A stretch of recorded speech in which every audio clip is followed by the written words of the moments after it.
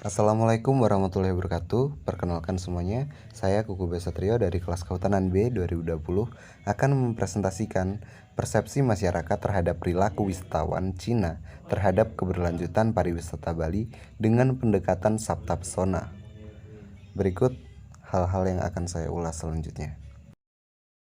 Hal yang akan kita bahas yang pertama adalah latar belakang, metode penelitian, hasil bahasan, dan kesimpulan. Selanjutnya adalah bab 1, latar belakang. Masyarakat Bali memiliki kepentingan terhadap pembangunan kepariwisataan. Masyarakat Bali tersebut terdiri dari pemerintah, pengusaha, pramuwisata, akademisi, dan media. Dosen dan mahasiswa pariwisata merupakan sekumpulan orang yang mempelajari tentang ilmu pariwisata. Peran penting mahasiswa pariwisata adalah mengkaji keseluruhan fenomena yang terjadi pada dunia pariwisata. Hasil kajian tersebut digunakan untuk memperbaiki pengembangan kepariwisataan di Bali untuk menjadi lebih baik. Pengertian ekowisata.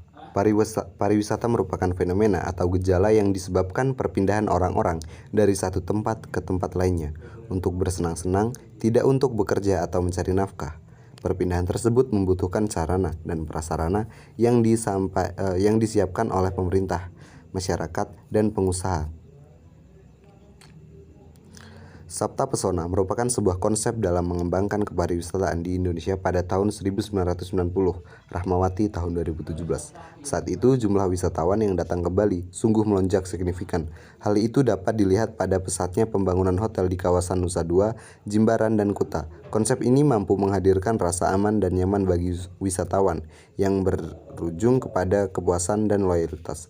Ada 7 indikator dalam Sabta Pesona, yaitu aman, tertib, bersih, senyum, indah, ramah, dan kenangan.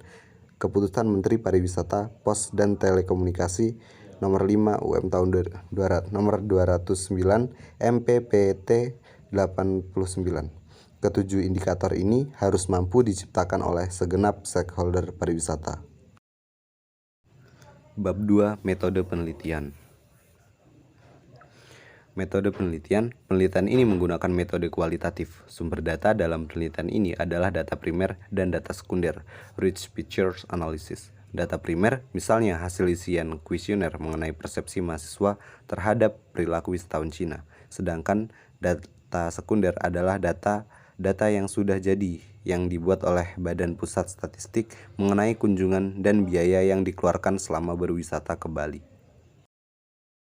Hasil temuan dan diskusi komunikasi. Analisis data dilakukan dengan menggunakan teknik deskriptif, kuantitatif, teknik pengumpulan data menggunakan teknik survei dengan instrumen berupa kuesioner.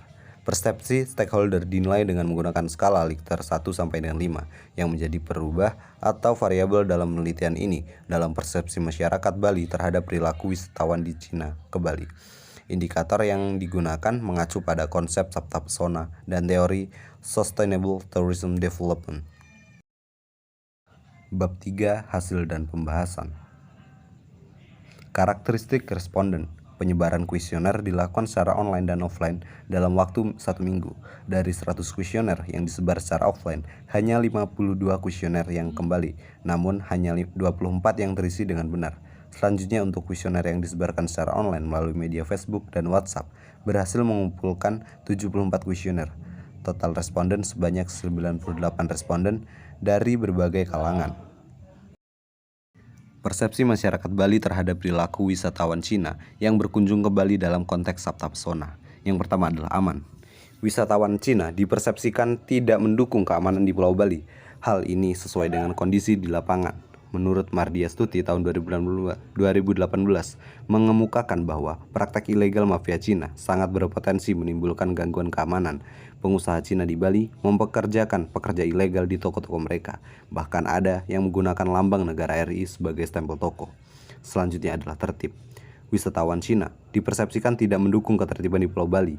Hal tersebut sesuai dengan pendapat Taruna dalam Kurniawan tahun 2016, di mana wisatawan Cina sering kali tidak tertib dalam menikmati hidangan, sering ribut, dan mengganggu kenyamanan wisatawan lainnya. Selanjutnya adalah bersih. Wisatawan Cina dipersepsikan tidak mendukung kebersihan di Pulau Bali. Hal tersebut sesuai dengan pendapat Arya dalam Kurniawan tahun 2018, di mana wisatawan Cina seringkali buang sampah sembarangan, melepeh makanan tanpa memperhatikan lingkungan sekitarnya. Aspek selanjutnya adalah senyum. Wisatawan Cina dipersepsikan tidak suka tersenyum. Hal ini dapat disebabkan karena masalah komunikasi. Kebanyakan wisatawan Cina tidak pandai berbahasa Inggris, apalagi bahasa Indonesia. Bali sampai kekurangan guide berbahasa Mandarin, bahkan mengimpor guide dari daerah lain. Selanjutnya adalah indah. Wisatawan Cina dipersepsikan tidak mampu menjaga keindahan di Pulau Bali. Hal ini dapat disebabkan karena wisatawan Cina dianggap tidak tertib, tidak menjaga kebersihan. Aspek berikutnya adalah ramah. Wisatawan Cina dipersepsikan kurang ramah. Hal ini dapat disebabkan karena wisatawan Cina suka bergerombol, taruna dalam Kurniawan tahun 2016, dan tidak mampu berkomunikasi dalam bahasa Inggris. Selanjutnya adalah kenangan.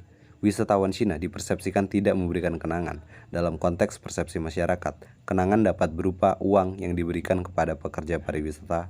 Hal ini sesuai dengan pernyataan Yahya dalam Nasrul Haq tahun 2018, di mana di Bali terjadi isu $0 tour oleh wisatawan Cina.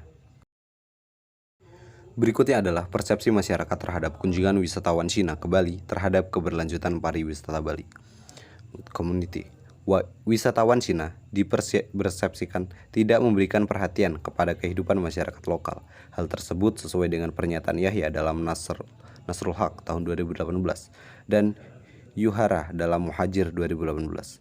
Praktik mafia yang dilakukan pengusaha perjalanan Cina dalam mengelola wisatawannya ke Bali, menutup adanya sumber pendanaan yang masuk ke masyarakat dan pemerintah. Selanjutnya adalah ekonomik. Tanggapan responden sebagian besar pada ragu-ragu dan tidak setuju. Hal tersebut berarti wisatawan Cina dipersepsikan cenderung tidak memberikan manfaat ekonomi dalam menunjang keberlanjutan pengembangan kepariwisataan di Bali. Hal tersebut sesuai dengan pernyataan Yahya dalam Nasrul Haq tahun 2018. Selanjutnya adalah upaya-upaya yang dapat dilakukan untuk meningkatkan peran wisatawan Cina yang berkunjung ke Bali untuk dapat mewujudkan sabta pesona dan pariwisata Bali yang berkelanjutan. Yang pertama adalah perlu dibuat aturan atau kebijakan mengenai tata niaga wisatawan Cina ke Bali. Pada intinya praktek $0 harus segera dihentikan. Yang kedua, memberi sanksi yang tegas bagi pebisnis pariwisata Cina yang melakukan praktik pemaksaan kepada wisatawan Cina untuk membeli produk. Yang ketiga, pada setiap toko souvenir Cina harus menjual barang-barang produk lokal. Keempat, sertifikasi pekerja pariwisata, khususnya yang terlibat dalam pelayanan wisatawan Cina. Yang kelima, sertifikasi usaha pariwisata yang terlibat dalam pelayanan wisatawan Cina. 6. Menetapkan harga minimal paket wisata ke Bali untuk mengatasi perannya harga agar Bali tidak dijual murah. Hal ini otomatis akan menyaring wisatawan Cina yang memiliki daya beli tinggi untuk datang ke Bali. 7. Perlu adanya pembatasan jumlah wisatawan yang datang ke Bali. Dan yang terakhir adalah kesimpulan. Saat ini persepsi masyarakat terhadap wisatawan Cina yang berkunjung ke Bali cenderung merasa ragu dan tidak setuju untuk dapat mewujudkan sabta pesona serta mewujudkan pariwisata berkelanjutan. Hal ini disebabkan karena yang pertama adalah karakter wisatawan Cina itu sendiri. Kedua, praktek $0 yang membuat resah masyarakat. 3. Ketidaksesuaian konsep pariwisata mass tourism untuk dikembangkan di Bali dengan daya dukung alam yang kecil. Upaya yang dapat dilakukan antara lain, yang pertama adalah menerapkan kebijakan anti $0, menetapkan batas harga terendah wisata ke Bali, membatasi jumlah wisatawan yang datang ke Bali, membatasi jumlah wisatawan pada daya tarik wisata yang mengalami kerusakan.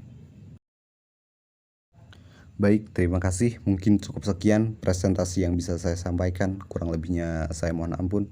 Saya akhiri. Wabillahi taufik wal hidayah. Wassalamualaikum warahmatullahi wabarakatuh.